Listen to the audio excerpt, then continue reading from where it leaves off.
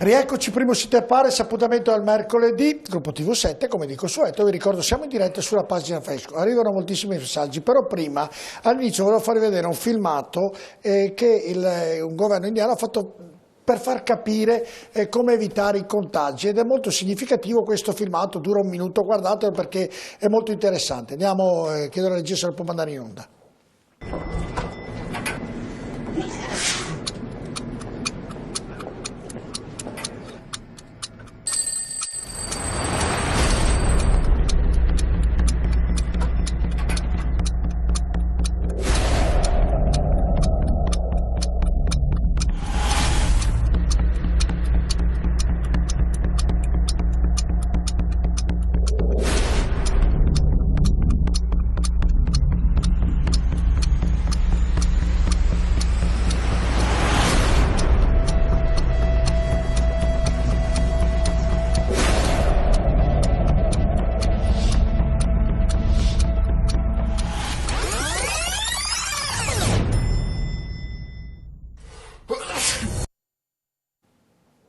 Avete capito? Credo sia abbastanza significativo questo, dottor Avruscio, è vero? Si capisce molto bene come arriva il contatto di questo maledetto virus. Ma guardi che Diego Bonavene ha detto cose molto sagge. Lei pensi a uno stadio di 80.000 persone, che cosa ha voluto dire? Vede, noi ci muoviamo e ci siamo mossi moltissimo in ritardo, perché è facile oggi dire stoppiamo tutto, perché i morti ci sono, si contano, ma vede, la progettualità cosa vuol dire? La Gazzetta Ufficiale di questo Stato, lo Stato italiano, il 1° febbraio già aveva declamato l'Italia l'emergenza, per 6 mesi, non fino al 3 aprile. Fino a luglio. Ebbene, cosa è successo da gennaio, quando si diceva abbiamo messo in atto tutte le precauzioni possibili e immaginabili? In verità le pressioni economiche, che siano sportive, che siano di qualsiasi natura, hanno vinto, però hanno vinto in maniera sbagliata, perché non hanno permesso di fare tutte quelle manovre che bisognava fare per eliminare questo contagio. Le pressioni economiche, perché se io non ho il disastro, non mi muovo, adesso è facile. Ci sono i morti, voglio vedere chi dice facciamo una partita, ma bisognava farlo in gennaio. Posso dire una cosa? Ho collegato il professor Roberto Burro e il professore di psicologia dell'Università di Verona, che ovviamente andremo a vedere fra poco, se la regia me lo manda. Eccolo qui, grazie professore della sua disponibilità e buonasera, buonanotte, come meglio vuole. Buonasera a voi, buonasera. Allora, prima di chiedere, poi gli chiederò anche cosa avete intenzione, cosa fate all'Università di Verona per il proseguo appunto di quello che sta succedendo. Però la prima domanda che le faccio, ovviamente a livello psicologico, diventa o potrebbe diventare un dramma per la popolazione quello che sta succedendo? Assolutamente sì, mi verrebbe da dire. Non abbiamo letteratura pregressa su un tema come questo, soprattutto alle nostre latitudini. Quindi quello che mi auguro è che non ci siano troppi disturbi post-traumatici da stress. Faccio affidamento comunque su quella che è la resilienza che le persone sono in grado di tirare fuori nei momenti di difficoltà. Quello che semmai però possiamo dire è che da un punto di vista psicologico sono almeno 2 le questioni, i temi importanti parlando di coronavirus. Il primo è il comportamento delle persone di fronte alle situazioni di rischio, di fronte all'emergenza, e il secondo è il senso di efficacia che le persone vivono circa gli interventi che sono stati fatti dal governo, quindi lo stare a casa, la quarantena. Torno sul punto 1, che secondo me è fondamentale, un punto centrale per questo momento, per quello che sarà poi. La questione del rischio, o meglio la discrepanza che c'è tra rischio oggettivo, cioè il rischio che apprendiamo con i dati, i numeri che avete dato anche voi all'inizio trasmissione, e il rischio percepito, quello potremmo definirlo soggettivo, che è quello che sta nella testa delle persone. Ecco, dobbiamo ricordarci che il rischio soggettivo e il rischio oggettivo spesso vanno nella stessa direzione, ma la maggior parte delle volte non è detto che sia così. E le persone funzionano in base a ciò che hanno dentro la loro testa, non in base ai dati oggettivi. Qui diventa importante sapere cos'è che trasforma il dato oggettivo in soggettivo. Allora la ricerca psicologica, quello che possiamo dire dai dati che abbiamo a disposizione è che, semplificando, sono 3 i fattori che trasformano l'oggettivo, il dato raccontato, in qualcosa di diverso nella testa delle persone e che guida il comportamento delle stesse. Il primo è il cosiddetto controllo. Cioè l'idea che io credo di avere sui fatti che generano rischio.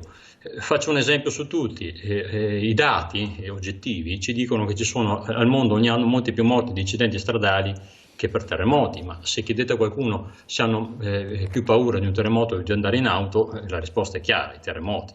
Quindi il controllo.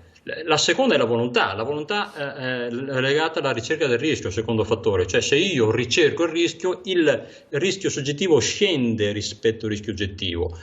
Un esempio è quello degli sportivi estremi, tanto per fare un esempio noto a tutti. E l'ultimo è la conseguenza, cioè la posta in gioco. Se la posta in gioco è alta, ecco che il rischio soggettivo sale. Ma diciamo che su questi 3 punti, sul secondo punto possiamo dire poco, ma sugli altri 2 possiamo far molto in termini di coronavirus. Cioè, sulla volontà nulla, ci è capitato e ce lo teniamo così, ma gli altri 2 punti invece molto possiamo dire. La conseguenza, se diciamo ai giovani che questo è un virus che impatta solamente sugli anziani, sui vecchi, ecco che la posta in gioco per loro scende e allora diventa il rischio soggettivo uguale, diventa lecito fare le spritz con gli amici o fare la passeggiata. Ecco, in virtù, dottore, in virtù, professore, di tutto quello che lei sta dicendo, e le persone che vengono da lei a chiederle appunto cosa fare, quale di questi punti la preoccupa maggiormente o dà un aiuto ai pazienti maggiormente?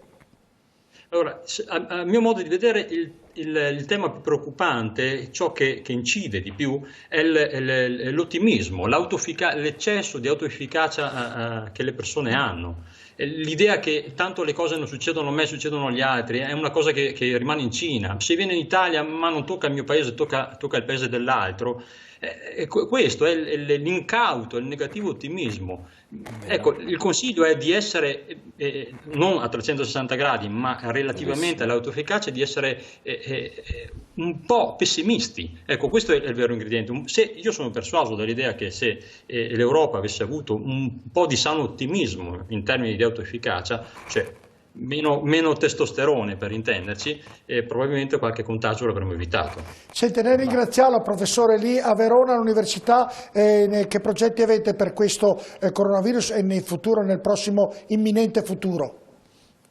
Sì, allora uno dei progetti che abbiamo lanciato all'interno del progetto EMOT, Helmet for Emotion, è un progetto in cui si cerca di aiutare le persone a gestire quelle che sono le emozioni negative che provano, e gli stress, le emozioni negative che si provano in situazioni di questo tipo. Quindi abbiamo proposto una sorta di ricettario, ecco, di regole da seguire per cercare di gestire nel tempo, perché il problema è la gestione nel tempo, non è una cosa nel breve, quelle che sono le emozioni soprattutto negative, quindi la paura, la tristezza, la rabbia. Abbiamo diffuso, sta girando parecchio questo nostro vademecum e speriamo che sia utile ai più, soprattutto indirizzato ai genitori, perché possano aiutare a loro volta i figli e i giovani. Ecco. Senta, concludendo questa chiacchierata, ringraziandole, faccio una domanda che è un po' anche che si fanno tutti, anche una battuta, la prenda come battuta perché qui viene preso tutto sul serio. Questo coronavirus farà nascere più bambini o più separazioni? Allora, non glielo so dire. Temo più separazioni però. Più separazioni che bambini. Vabbè, speriamo di no, speriamo che almeno in questo caso nascano più bambini. Grazie professore. Arrivederci, grazie mille a voi. Grazie alla disponibilità, perché c'è anche questo problematica. Noi scherziamo, ridiamo, però dottor Ruscio, vivere in casa con la moglie 24 ore su 24, ho visto oggi delle vignette simpatiche, addirittura c'era un letto, c'era un muratore che in mezzo al letto metteva tutte le pietre per dividere le due parti. Le ho viste di tutti i colori, cioè diventa anche una cosa sotto certi punti di vista simpatica, però nella realtà, nell'oggettività delle cose c'è la possibilità che nascano più bambini, come c'è la possibilità che ci siano anche diverse separazioni, insomma, e dunque certo, non è da sottovalutare questo passaggio della vita quotidiana di tutti noi. No, è una situazione sicuramente nuova, ma ritornando a quello che era lo stress lavorativo, guardi, io raccolgo anche le confidenze di persone che, lei pensi, soprattutto quelli che vivono in trincea, in sala intensiva, in cui tu vedi giorni e giorni, anche giovani, non solo anziani, sono 10-15 giorni e poi dopo ti scappano davanti questa impossibilità poi dopo a tirarle fuori, no? Perché poi ci sono persone che muoiono. E allora poi c'è lo sfogo, perché sono persone che fanno anche 11 ore di lavoro senza neanche riposarsi, perché c'è tutta una vestizione, una svestizione per qualsiasi pausa che fai, non è possibile farla. E allora poi c'è il pianto, e poi c'è anche il fatto che queste persone non possono essere neanche accompagnate nel loro ultimo saluto, perché insomma come si fa? Non possono neanche fare i funerali. E quindi c'è tutto dietro questa situazione, tutto un qualcosa che non appare, che viene vissuto soprattutto anche dagli operatori sanitari e che un po' è difficile, perché chi è che li sostiene? E per cui io ho visto molte volte piangere proprio in un angolo persone che insomma, mi creda, è una cosa molto difficile, molto dura. E quindi ancora di più bisogna effettivamente essere responsabili tutti di questa situazione. Certo, allora invece passiamo sotto il profilo economico. Denis, non mettiamo, tanto sappiamo che Conte alla Camera ha detto pronti altri 25 miliardi, però andiamo a vedere gli interventi per far ripartire l'economia mondiale. Vediamo questo servizio. Le borse americane volano e fanno segnare numeri da record. È stata una chiusura senza precedenti quella di martedì 24 per Wall Street. Il Dow Jones ha terminato la sessione con un rialzo dell'11,37%. Si tratta del balzo giornaliero più grande della storia del listino statunitense. Lo Standard & Poor's ha invece chiuso con un aumento del 9,38%, mentre il Nasdaq è salito dell'8,12%. Merito dell'accordo raggiunto tra Trump e il Congresso, che dà il via a un maxi pacchetto di misure del valore di 2.000 miliardi di dollari per fronteggiare la crisi economica negli States, aiuti di cui beneficeranno pressoché tutti, dagli ospedali 150 miliardi, alle imprese 367 miliardi, passando per i cittadini a basso reddito, $1.200 per ogni adulto e $500 per ogni bambino. E l'Europa che fa? Anche il vecchio continente si è adoperato per varare una serie di misure a sostegno di privati e imprese. La Banca Centrale Europea ha stanziato 750 miliardi per l'acquisto di titoli pubblici e privati, per mantenere bassi tassi di interesse, favorire il credito a imprese e famiglie e stimolare la crescita economica. L'Eurogruppo ha sospeso il patto di stabilità, il che consente di aumentare le spese sanitarie e gli aiuti a imprese e lavoratori, mentre la Commissione europea ha varato un piano per la creazione di una riserva strategica di attrezzature sanitarie e di medicinali da utilizzare per affrontare la pandemia. Il nostro paese dal canto suo ha cercato di mettere in campo un primo piano di aiuti con il decreto Cura Italia, 25 miliardi che avranno ricadute però per un totale di circa 350. L'INPS intanto annuncia che dalla prossima settimana saranno aperte le procedure per accedere ai 5 bonus: partite IVA, autonomi, lavoratori agricoli, del turismo e dello spettacolo. E anche sul fronte delle pensioni assicura di non avere problemi di liquidità fino a maggio. La macchina insomma comincia a muoversi, con la speranza che basti intanto a tamponare la voragine causata dal coronavirus. Ecco Francesco Pontelli, adesso voglio parlare con lei, però vorrei parlare con lei in modo tale che i nostri telespettatori comprendessero nella maniera più semplice possibile alla fine in soldoni cosa verrà dato a loro. Allora, abbiamo visto cosa è successo in America, sentivo ieri che ci sarebbe una possibilità che il governo presti soldi in maniera importante alle aziende, e una richiesta è stata data: sì, noi Stato ti diamo i soldi, però non puoi rivolerli il giorno dopo. Allora l'accordo potrebbe essere: io te li ridò in 30 anni. In 30 anni c'è una possibilità che un'azienda o le aziende riprendano la loro produttività. Oltre a questo, se è una soluzione, l'altra però è quella che riguarda le famiglie. E le famiglie cosa avranno per poter uscire da questa difficoltà che naturalmente nascerà? Perché naturalmente nascerà. Ecco, partendo da questo ragionamento, Pontelli, cosa possiamo dire ai nostri telespettatori per quanto riguarda l'economia, insomma? Ma allora, se posso fare una piccola precisazione ai ritardi della risposta del governo italiano. Il ritardo della risposta del governo italiano è stato perché noi abbiamo buttato come sempre in politica, addirittura erano stati indicati come Fontana e Zaia come razzisti quando chiedevano l'intervento ai primi di febbraio. Vero. E gente anche di Padova andava a mangiare, mangiava e andava a mangiare dei cinesi, diceva che non c'era nessun tipo di problema. Il presidente della Toscana diceva che probabilmente i primi 3 contagiati erano 3 criptofascisti veneti. Per cui noi possiamo abbiamo... dire che lì ha sbagliato un po' tutti nelle Ma previsioni. certo, perché l'abbiamo buttato in politica. Se invece avessimo avuto degli interventi immediati, le cose sarebbero andate molto meglio. Per quanto riguarda gli interventi a sostegno dell'economia, io credo che ci siano sostanzialmente due tipi di interventi in campo. Prima parlavamo della Germania che mette 1.450 miliardi, il 45% del PIL. Cerchiamo di capire queste percentuali, di cui 150 sono in soldi immediati e 1.300 in garanzie. Cosa vuol dire garanzie?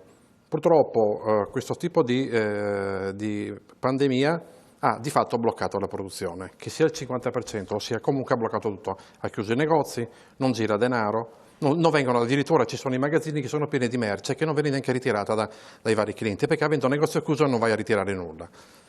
Questi 1.300 miliardi servono a garanzia per quelle imprese che sono in difficoltà nei confronti del sistema bancario.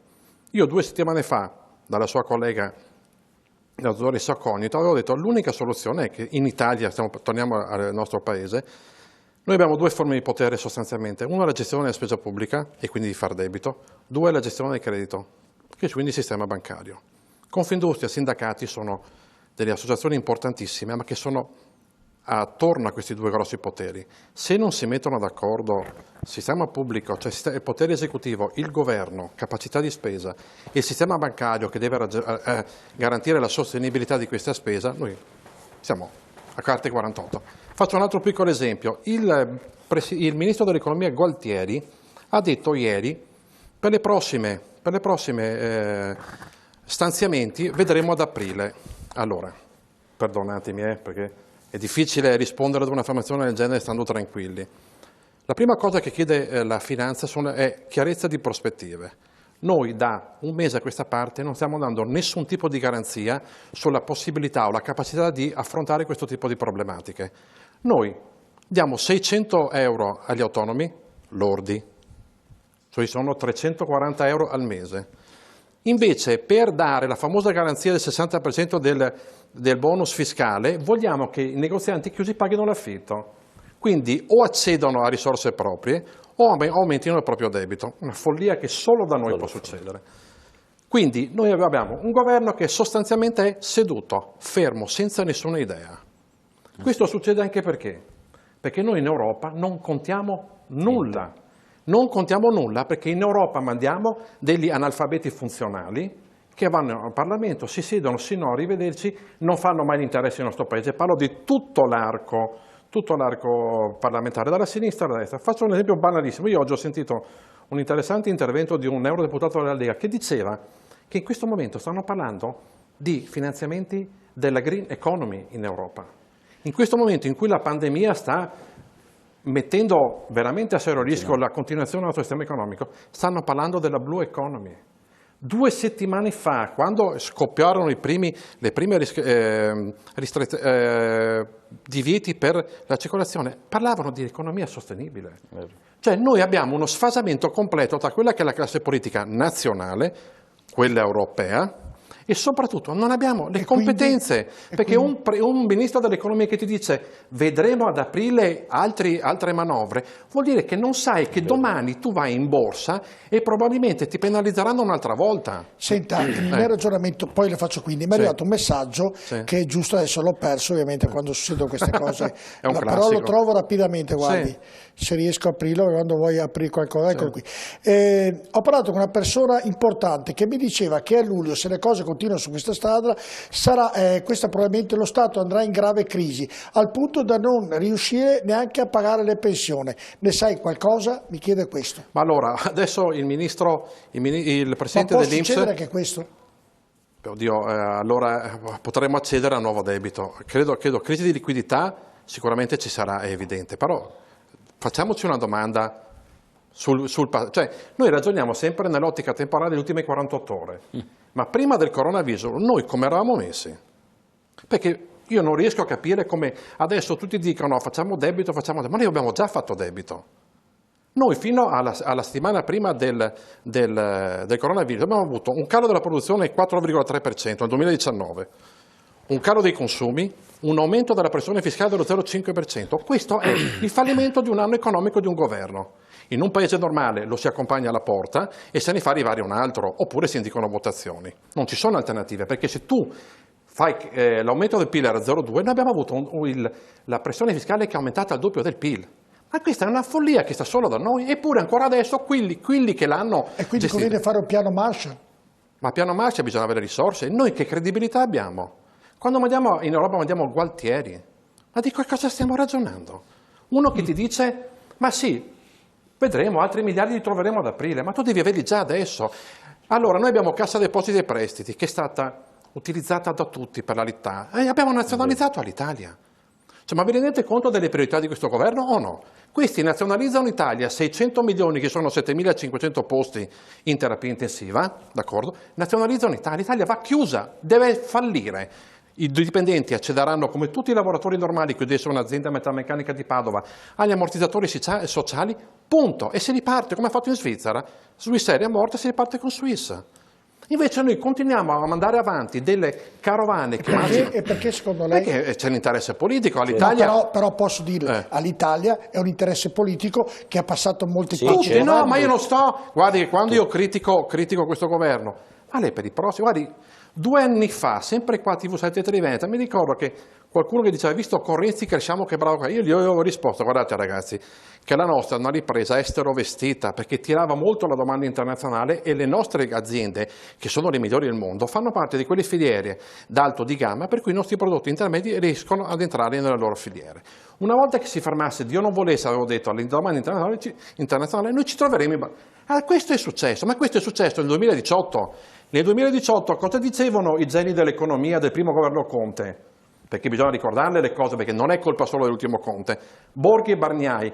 Nel 2019 cresceremo del 2%, del 3% nel 2021, perché il reddito di cittadinanza ha un valore espansivo e ogni quota 100 manderà 3 lavoratori in pensione e ne avrà assunto Senta uno. Pontelli, nel ragionamento che lei ha fatto un ragionamento globale, però lei mi deve dire, e deve dire ai telespettatori, cosa succederà?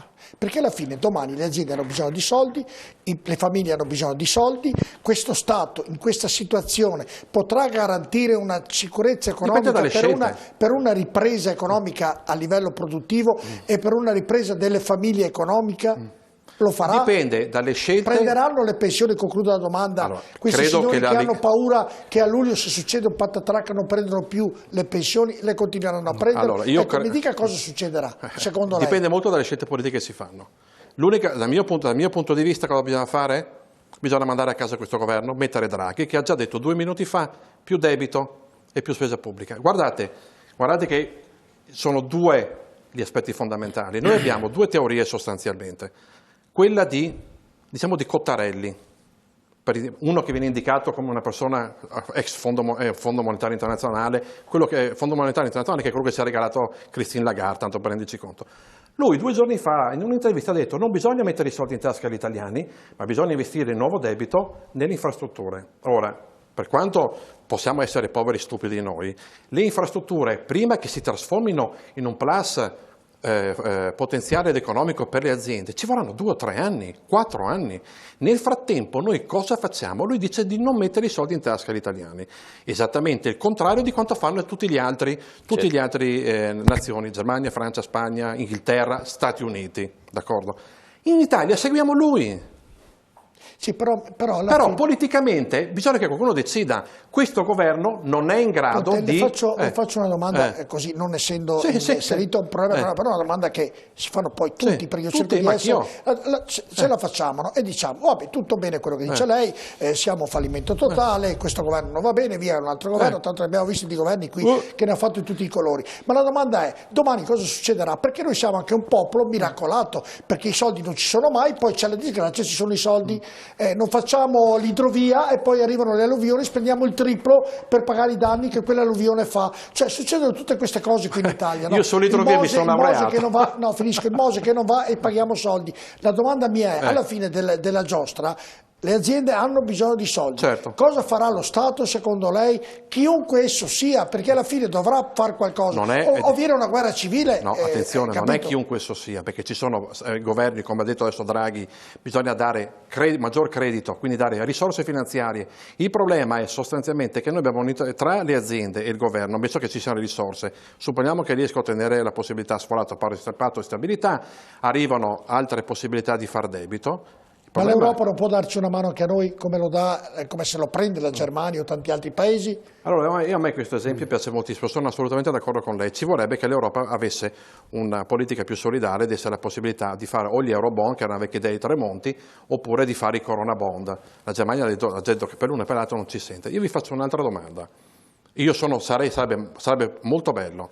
Allora, supponiamo che dopodomani la Sicilia dichiari fallimento, sia in difficoltà e chiedesse che noi ci tassassimo maggiormente per dare risorse finanziarie alla Sicilia. Ovviamente noi non ci staremmo. Perché? Perché la Sicilia ha il triplo di dipendenti pubblici della Lombardia, ha speso cifre inenarrabili in cose stupide. Allora, noi abbiamo fatto lo stesso nei confronti della Germania, perché dobbiamo ricordarci che dal 2015 ad oggi noi abbiamo fatto politiche che hanno aumentato il debito il doppio del PIL. Renzi, Gentiloni, Conte 1 e Conte 2. Perché la Germania, che invece in questi anni ha portato il debito al 60%, deve dire adesso facciamo comunella per tutti e allora una parte dei tuoi problematiche me le curo io? Lei dice no. Teniamoci solo perché a me piacerebbe che la Germania lo accettasse, ma perché la Germania dovrebbe farlo? Quando loro hanno fatto le formichine noi abbiamo fatto le cicale. E quindi? Quindi speriamo Dio, se noi mettessimo... Ma come mai da tutta questa storia l'Inghilterra e il Regno Unito ne viene sempre fuori bene? Oddio, che ne venga fuori bene è tutto da vedere. No, è modo di dire perché sembra, sì, visto da fuori, sì, che rivivono in un mondo, in una palla di vetro dove loro solo fanno tutto quello che vogliono. L'Inghilterra ha sempre fatto parte... Se è un'impressione sbagliata, però questa abbiamo. Nessuno dice quello. Allora diciamo questo, fu ridicolo l'idea di pensare che la Brexit avrebbe portato l'Inghilterra al disastro colossale. È ancora da vedere, si devono negoziare gli accordi dogane, che poi alla fine tutto gira attorno alle dogane e alle tempistiche delle dogane. L'Inghilterra non faceva parte dell'euro, era già una mosca bianca all'interno del sistema economico europeo, per cui fare paragoni con l'Inghilterra era una parte già diversa rispetto al solito, rispetto agli altri. Come se ne esce? Noi non abbiamo, il discorso è sempre quello alla fine, è questione di credibilità. Noi non abbiamo credibilità, con questo governo meno che mai. Ma anche quando avevamo Berlusconi lo spread è aumentato. Sì, ma i problemi sono assolutamente d'accordo. Le responsabilità non è che siano solo di questo governo, sono di tutti i governi. Io ho citato Renzi. Guardate ragazzi che noi... Sì, ma dobbiamo uscirne, Pontelli. Sì, ho capito quello che ma dice se noi lei. non capiamo... Però come ne usciamo? Secondo lei è un fallimento continuo? C'è meglio che ci spariamo, voglio dire. Il discorso è se noi non capiamo le ragioni per le quali siamo andati in questo momento. Allora, come si fa? Si elimina la quota 100, si toglie il reddito di cittadinanza, si toglie 80 euro. Ricordatevi che a gennaio il vostro ministro dell'economia voleva portare il bonus da 80 euro a 100, d'accordo? E portarlo ai redditi fino a 39.000 euro. Ma in questa situazione di emergenza, se toglie sì, ho capito. Fa una guerra civile lei? No, ho capito, non mi spiego bene. Questi vivono nel mondo delle favole. Questo ministro dell'economia vive nel mondo delle favole perché a gennaio anche gli stupidi sapevano che eravamo in crisi economica e questo pensava di aumentare il bonus fiscale. Queste persone sono gente che non è in grado di capire di economia, è un professore di storia. Certo. Per questo devono essere accompagnati. Gianfranco Bardelli, prima pubblicità, perché ha fatto il sorrisetto nell'analisi di Pontelli? Io concordo su gran parte delle cose che sono state dette, però credo che in questo momento non puoi mettere in crisi un governo e questo governo lo dobbiamo tenere fino a che ci porta fuori da questo periodo terribile, perché non credo che andare in questo momento a chiedere dimissioni di questo governo, andare a nuove elezioni ma non ci sono in aprile, mica solo le elezioni. No, ma voglio dire è una cosa impossibile. Certamente noi le vedremo al termine, quando che sarà il momento di dire che bisogna salvare le pensioni, dobbiamo salvare l'artigianato. Scusa Gianfranco, ma è come prima il discorso delle palestre, non è troppo tardi dopo, bisogna lavorarci adesso? Sì, ma allora al governo dobbiamo dare dei segnali, a dire prima di tutto che si faccia sentire bene a livello europeo, perché noi facciamo sempre parte dell'Europa, mi sembra. L'Inghilterra si è tolta, ma noi siamo dentro l'Europa e non possiamo sempre subire i ricatti delle nazioni del nord, eccetera, perché abbiamo saputo che ieri è fallito le proposte che facevano Spagna e Italia, che sono le due, e Francia, mi sembra che ci fosse anche la Francia, le tre nazioni che sono più colpite da questo coronavirus, che avevano fatto alla riunione dei 27 presidenti. E noi siamo stati messi nell'angolo. Ecco, Certo. è su queste cose che si devono, credo, però le conseguenze le vedremo al termine di questo. Poi Abruzzo dopo la polizia vorrei sentire il pensiero suo. Andiamo da Elisabetta Corazza, se ha novità dal web, e poi andiamo in pubblicità. Elisabetta. Allora, ti dico una particolarità. Nel comune di Cerro Maggiore, che è un comune di 15.200 abitanti in provincia di Milano, il sindaco ha emesso un'ordinanza per evitare le lunghe code all'unico supermercato del comune, e quindi secondo questa ordinanza si potranno recare al supermercato i cittadini a giorni alterni a seconda delle carte d'identità. Quindi nei giorni pari si recheranno i cittadini con carta d'identità che termina con il numero pari, e viceversa per i giorni Come le targhe una dispari. volta, insomma. Sono previste anche delle multe di 150 euro l'una per chi non rispetterà appunto tali regole. No, trovo strano però che in un paese di 15.000 abitanti ci sia un supermercato solo, di solito in agglomerati molto più piccoli ce ne sono molti di più, qui con 15.000 persone un supermercato solo farà i soldi a palate quello lì. Andiamo a pubblicità tra poco.